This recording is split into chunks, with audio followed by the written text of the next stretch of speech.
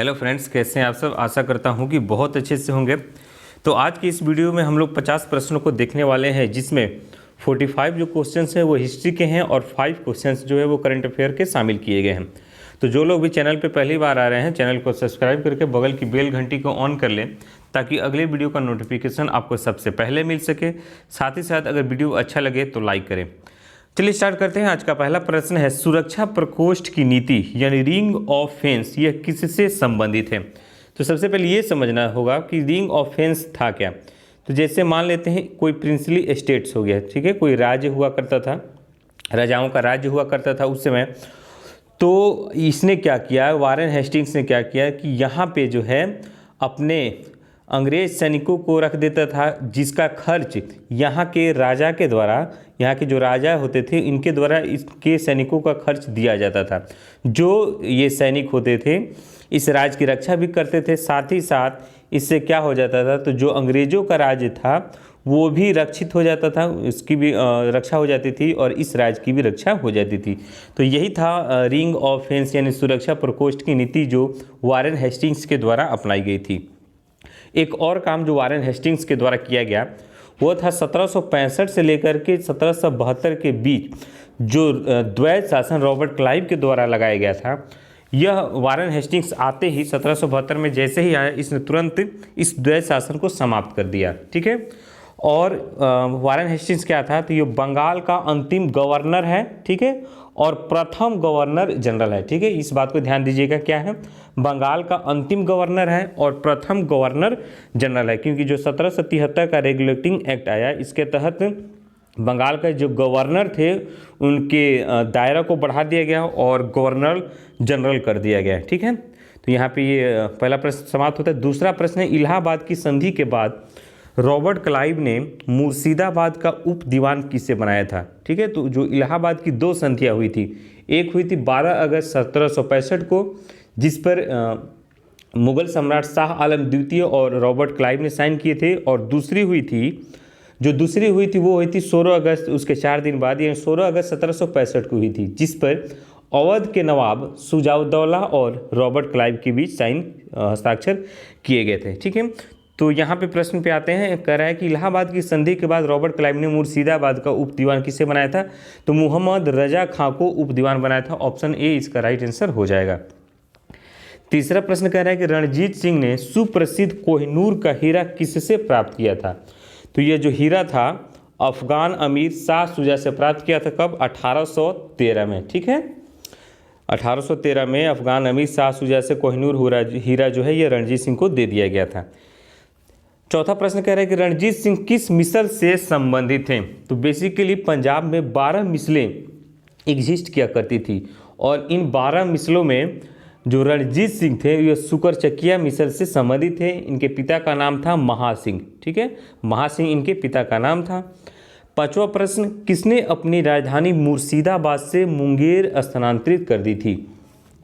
तो मीर कासिम के द्वारा अपनी राजधानी जो मुर्शिदाबाद थी इसको ट्रांसफ़र करके मुंगेर कर दिया गया, क्योंकि यह मुर्शिदाबाद के जो षड्यंत्रात्मक वातावरण से उससे दूर रहना चाहता था, जिसके चलते राजधानी क्या किया, इसने अपना स्थानांतरित कर दिया। कहाँ? मुर्शिदाबाद से मुंगेर। मुंगेर बिहार में है। छठा, बक्सर के युद्ध के समय दिल्ली का शासक कौन था। तो बक्सर का जो युद्ध है आप सभी जानते होंगे, बहुत फेमस है, 22 अक्टूबर 1764। इसी युद्ध के बाद तो अंग्रेज़ों का जो जड़ है वो भारत में अच्छी तरह से स्थापित हो गया।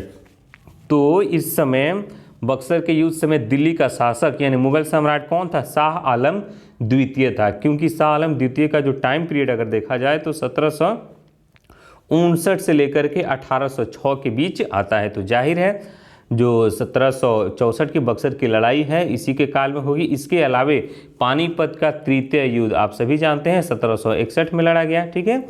तो यह भी शाह आलम द्वितीय के ही शासनकाल में हुआ था। सातवां प्रश्न है, टीपू सुल्तान अंग्रेजों के साथ युद्ध में कब मारे गए।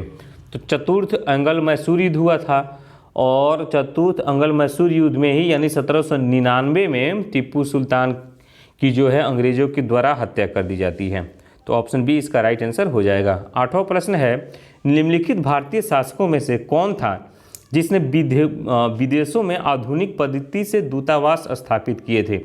तो वो कौन था? टीपू सुल्तान था। कौन? ये हैदर अली का बेटा था। ठीक है, हैदर अली का बेटा था कौन? टीपू सुल्तान। इसके द्वारा विदेशों में आधुनिक पद्धति से दूतावास स्थापित किए गए थे। 9वां प्रश्न कह रहा है कि सिखों के अंतिम गुरु कौन थे? तो सिखों के अंतिम गुरु थे गुरु गोविंद सिंह, जो 10वें गुरु थे। इनका जन्म 1666 में पटना में हुआ था। निवास स्थान इनका आनंदपुर साहिब था और इनकी हत्या 1708 में गुल खान नामक एक पठान के द्वारा नांदेड़ नामक स्थान पे कर दी गई थी। ठीक है। 10वां प्रश्न है ब्रिटिश भारतीय राज क्षेत्र का अंतिम जो प्रमुख विस्तार है वो किसके काल में हुआ था? तो ये अंतिम विस्तार भी डलहौजी के काल में ही हुआ था। डलहौजी के काल की बात की जाए तो 1848 से 1856 इसका कार्यकाल रहा और इसके द्वारा राज हड़प की नीति अपनाई गई। अपने ब्रिटिश एम्पायर को विस्तारित करने के लिए इसने हड़प की नीति अपनाई थी। तो अंतिम विस्तार भी इसी के समय में हुआ था, डलहौजी के समय में। 11वां है प्लासी के युद्ध के समय बंगाल का नवाब कौन था? 23 जून 1757 को प्लासी की लड़ाई होती है और इस समय जो बंगाल के नवाब थे इनका नाम था सिराजुद्दौला। सिराजुद्दौला कौन था? तो जो अलीवर्दी खां थे, अलीवर्दी खां के बेटी का लड़का था सिराजुद्दौला। अलीवर्दी खां के बाद यही इसका बंगाल का जो है वो शासक बना था, यह नवाब बना हुआ था। 12वां है प्रथम आंग्ल मैसूर युद्ध में कौन विजयी रहा? तो प्रथम आंग्ल मैसूर युद्ध में हैदर अली विजयी रहा था। ठीक है, तो ऑप्शन बी इसका राइट आंसर हो जाएगा। ठीक है, युद्ध का जो ये समापन है यह मद्रास की संधि के तहत 1769 में हुआ था। प्रथम आंग्ल मैसूर युद्ध की बात की जाए तो 1767 से लेकर के 1769 के बीच लड़ा गया था। समाप्ति हो गई थी इसकी मद्रास की संधि के तहत 1769 यानी 1769 में। ठीक है, अगला है 13वां प्रश्न अंग्रेजों के द्वारा रैयतवाड़ी बंदोबस्त कहाँ पे लागू किया गया था? तो ये मद्रास प्रेसिडेंसी और बम्बई प्रेसिडेंसी में लागू किया गया था। जन्मदाता की बात की जाए तो टॉमस मुनरो जो है इस रैयतवाड़ी बंदोबस्त के जन्मदाता माने जाते हैं। यहाँ पे ऑप्शन डी हमारा राइट आंसर हो जाएगा। 14वां प्रश्न है अंग्रेजी शासन काल में भारत का कौन सा क्षेत्र अफीम उत्पादन के लिए प्रसिद्ध था? तो अंग्रेजी शासन के समय बिहार जो था यह अफीम उत्पादन के लिए प्रसिद्ध था। 15वां है नील कृषकों की दुर्दशा पर लिखी गई पुस्तक नील दर्पण के लेखक कौन है? तो नील दर्पण जो यह पुस्तक है यह दीनबंधु मित्र के द्वारा लिखी गई है। तो ऑप्शन बी इसका राइट आंसर हो जाएगा। 16वां है निम्न में से किसके द्वारा बिहार एवं बंगाल में स्थायी बंदोबस्त, जिसे इस्तमरारी बंदोबस्त भी कहा जाता है, वो लागू किया गया था?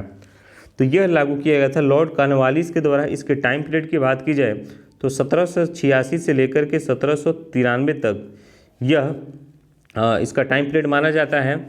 इसके द्वारा एक और प्रमुख काम किया गया था। तो इसने दास व्यापार पर, ठीक है, जो दासों का व्यापार होता था उस पर इसने रोक लगा दी थी। कब? 1789 में। और 1793 में इसने बंगाल में अस्थायी बंदोबस्त लागू किया था। इसके अलावा सिविल सेवा का जन्मदाता भी किसे? लॉर्ड कॉर्नवालिस को ही माना जाता है। अगला है रामोसी विद्रोह किस भौगोलिक क्षेत्र में हुआ था? तो जो पश्चिमी घाट है ये, ठीक है, ये हमारा पश्चिमी घाट है, ये पूर्वी घाट है। तो पश्चिमी घाट में रामोसी विद्रोह हुआ था। इसके प्रमुख नेता चित्तर सिंह एवं नरसिंह दत्तात्रेय पतेकर थे। ठीक है, तो ऑप्शन बी यहाँ पे हमारा राइट आंसर हो जाएगा। 18वां है भारत में सबसे पहला सूती वस्त्र का कारखाना कहाँ पे स्थापित किया गया था? तो सबसे पहला जो सूती वस्त्र का कारखाना है यह बम्बई में स्थापित किया गया था। ठीक है, तो ऑप्शन बी इसका राइट आंसर हो जाएगा।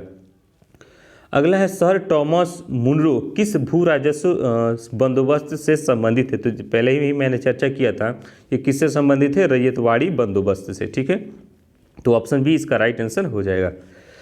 20वां है अंग्रेजी शासन के दौरान भारत के आर्थिक दोहन के विचार का प्रतिपादन किसके द्वारा किया गया था? तो किसके द्वारा किया गया था? दादा भाई नौरोजी के द्वारा। इनकी एक प्रमुख पुस्तक है on British rule in the poverty and on British rule in India. ठीक है, बहुत ही चर्चित पुस्तक है जो बार बार एग्जाम में यह प्रश्न पूछा जाता है। 21वां है पंजाब के राजा रणजीत सिंह की राजधानी कहाँ थी? तो पंजाब के राजा जो रणजीत सिंह थे, बहुत ही चर्चा हुआ है पिछले क्वेश्चंस में, तो इनकी राजधानी लाहौर हुआ करती थी। ठीक है, ऑप्शन बी राइट आंसर है।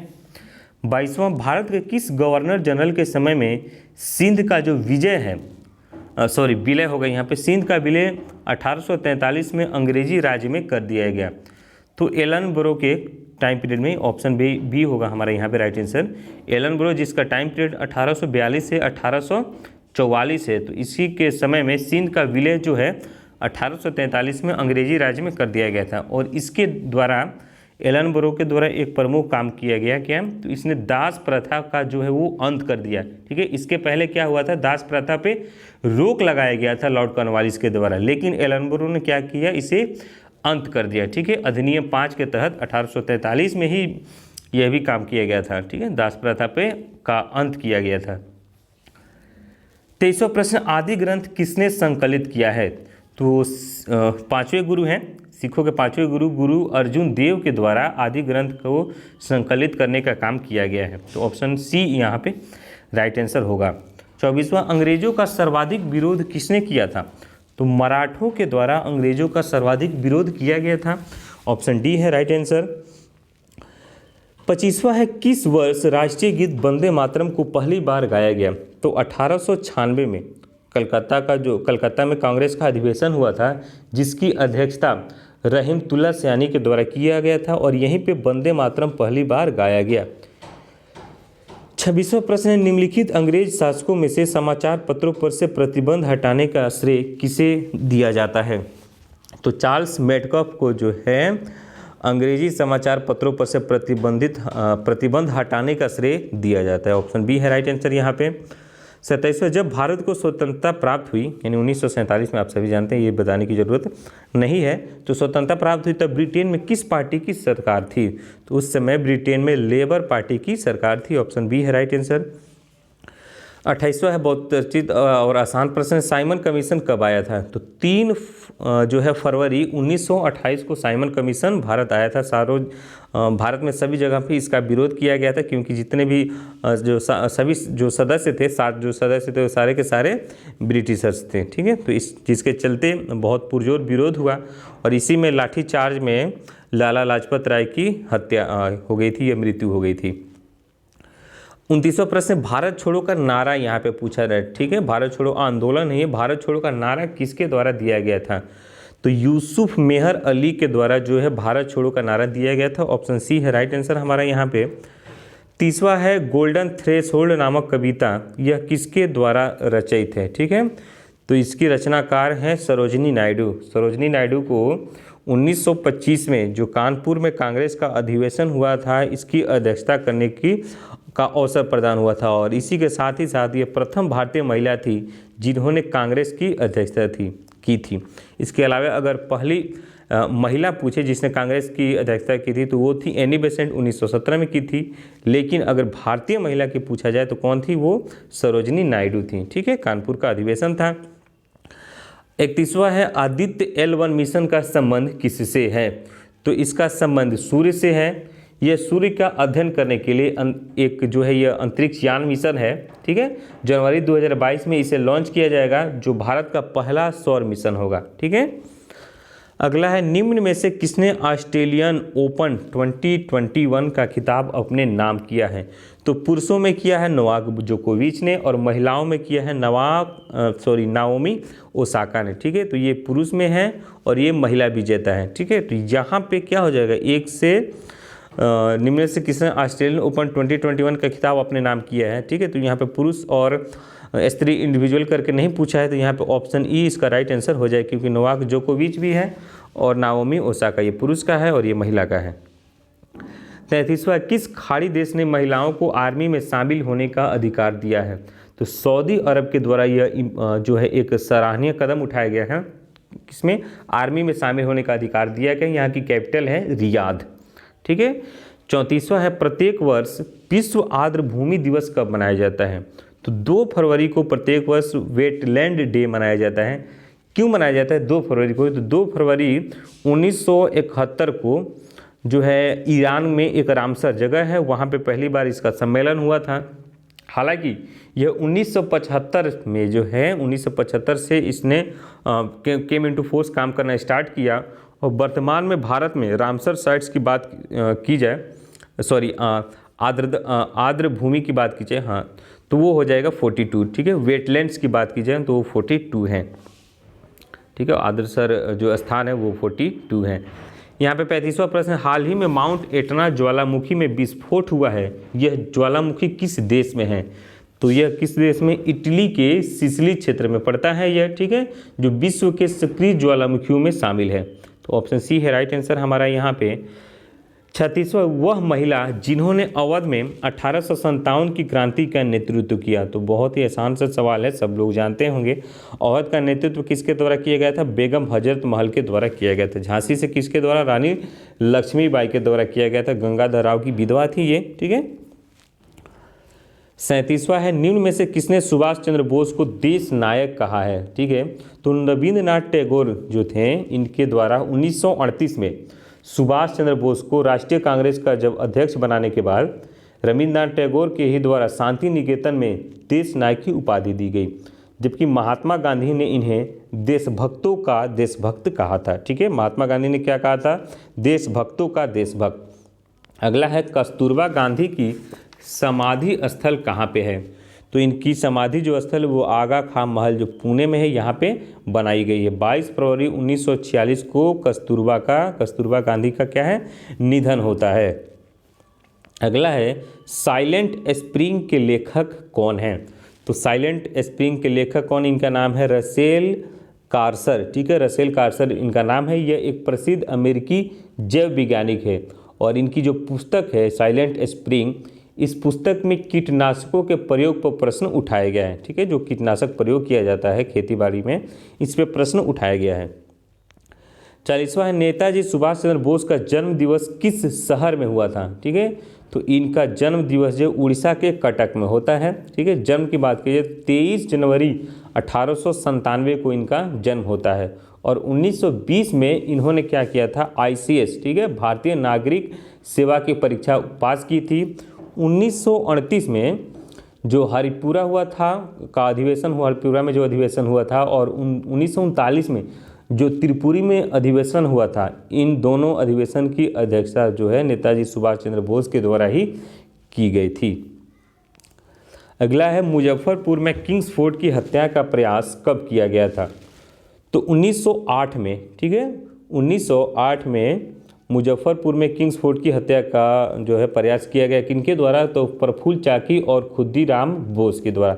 एग्जैक्ट डेट की बात की जाए तो वो डेट था 30 अप्रैल 1908। ठीक है, हालांकि ये जो है गाड़ी में बम फेंका गया था, क्योंकि फिर भी ये बच गए थे। ठीक है, इसके बाद क्या किया गया? जो प्रफुल्ल चाकी थे, इन्होंने आत्महत्या कर ली, और जो खुदीराम बोस थे, इनको 11 मई 1908 को, ठीक है, 11 मई 1908 को फांसी दे दी गई। ठीक है, चलिए 42वां प्रश्न है, जयप्रकाश नारायण किस आंदोलन से संबंधित थे?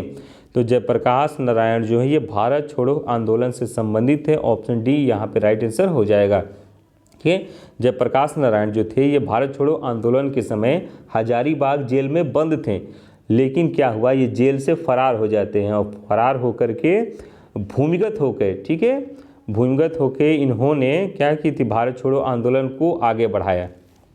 तो यहाँ पे ऑप्शन डी हमारा राइट आंसर हो जाएगा। अगला है, बिहार कांग्रेस सोशलिस्ट पार्टी का गठन कब हुआ था? तो 1934 में पटना का जो अंजुमन इस्लामिया हॉल है, वहीं पे इसका बिहार कांग्रेस सोशलिस्ट पार्टी का गठन हो गया था। इसके अध्यक्ष थे आचार्य नरेंद्र देव और सचिव थे जयप्रकाश नारायण। अगला जो प्रश्न है 44वां, बिहार में कांग्रेस पार्टी का प्रथम अधिवेशन कहाँ पे हुआ था? ये प्रश्न छाछाटू BPSC में पूछा हुआ है।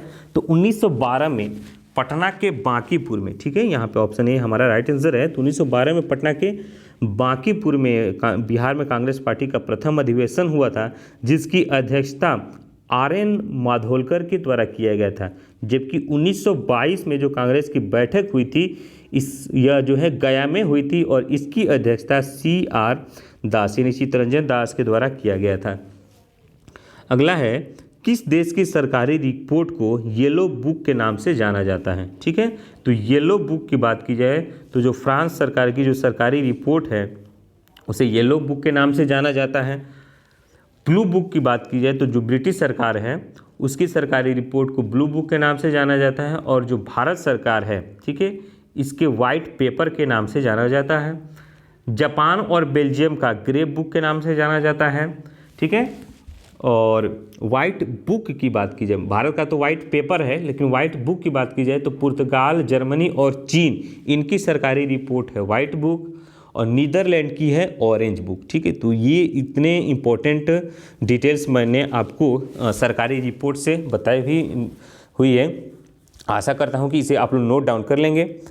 अगला जो प्रश्न है, कैबिनेट मिशन की अध्यक्षता किसके द्वारा की गई थी? ठीक है, तो सबसे पहले 24 मार्च 1946 को कैबिनेट मिशन क्या होता है? दिल्ली आता है। ठीक है, अध्यक्षता की बात की जाए तो लॉरेंस, सर पी लॉरेंस के द्वारा, ठीक है, पैथिक लॉरेंस के द्वारा इसकी अध्यक्षता की जाती है। 2 अन्य सदस्य थे इसमें, सर स्टेफर्ड क्रिप्स एवं A.V. अलेक्जेंडर।